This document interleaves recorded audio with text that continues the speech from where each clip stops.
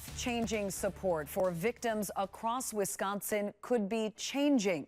The State Department of Justice is calling for more funding after their biennial budget did not meet their requests. WMTV's Ashley Wheel was at the Attorney General's press conference today, where state, county, and local crime victim services were all calling for reconsideration. The DOJ says what the committee approved is a nearly 70% cut to victim programs across the state, impacting county and city resources that many people rely on.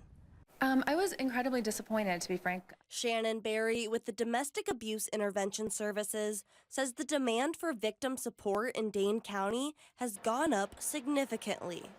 So any additional loss would be just absolutely devastating, and I'm concerned that we would see even a greater number of homicides that happen unless this is taken seriously. Days relies on VOCA, or Victims of Crime Act, dollars from state funding to provide their services. I am deeply, deeply concerned that with additional losses, we are going to have to lay off staff, and I'm not sure how much further we can take the shelter program, unless there's some significant changes. The work is very important. We have people who are extremely busy at work, really just trying to meet all those needs. Amy Brown with the Dane County District Attorney's Victim Witness Unit is also struggling to meet their demands.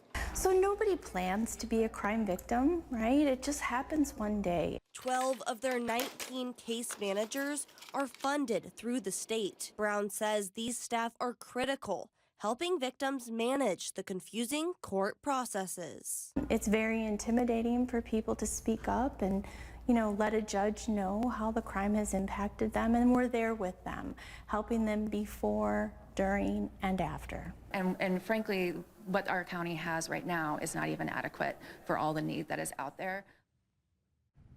Both groups say funding for their programming is necessary, and they say they're already operating with less funding than what is ideal.